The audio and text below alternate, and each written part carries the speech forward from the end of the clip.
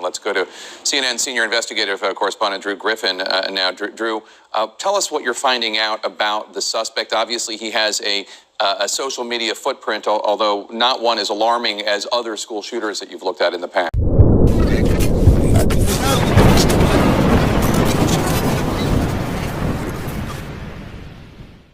What's up, guys? It's Marf. It is May 18, 2018, and we have breaking news.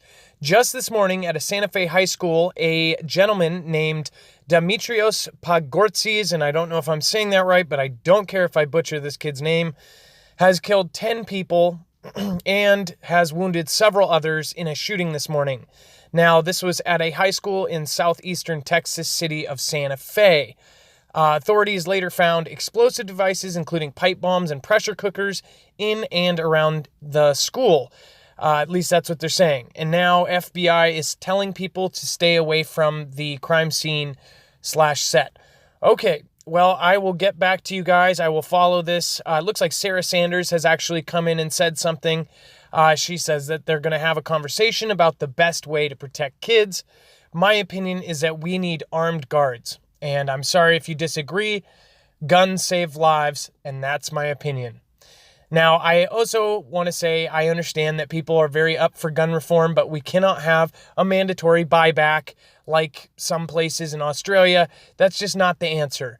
In fact, if you look at the real statistics, that does not help violent crimes.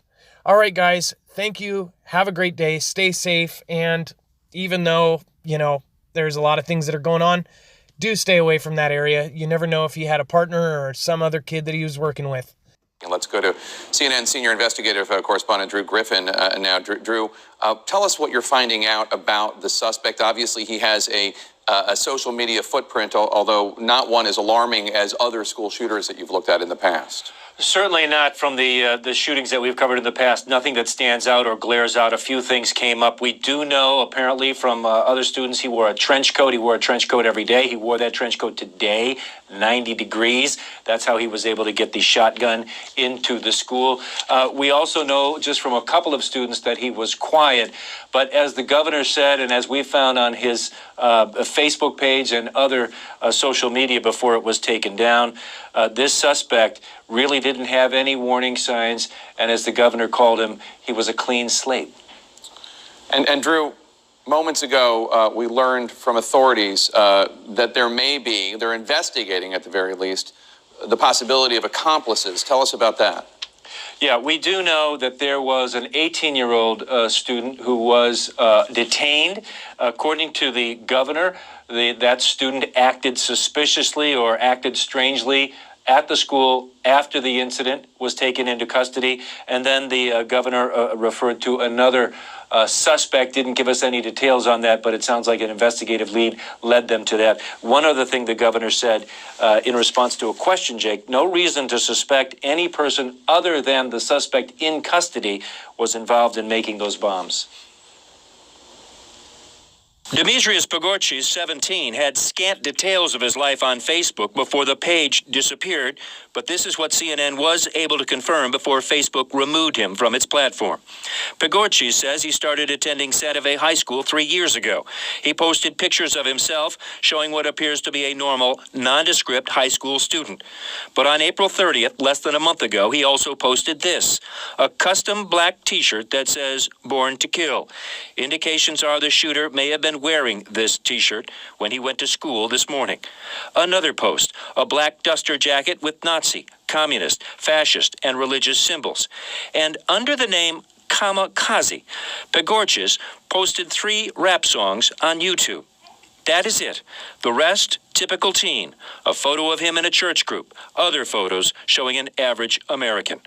On his Facebook page, he showed interest in joining the U.S. Marine Corps starting in 2019, he wrote. Before high school, he attended Santa Fe Junior High, where he was listed on the 6th grade honor roll. He was mentioned as a standout player on the school's JV football team a few years ago, but that is it.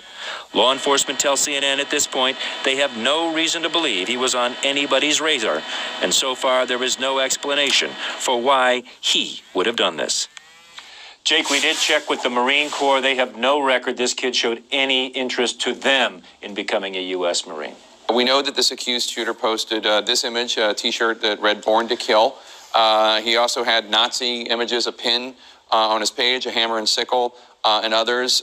Would those in and of themselves raise red flags for a law enforcement officer? Absolutely, and they should for anybody. And I think part of the issue here is that we're kind of taking a passive approach to looking at red flags, and we're only looking at social media and saying what he posted, but he had a network, he had a community that assisted him in carrying out this act.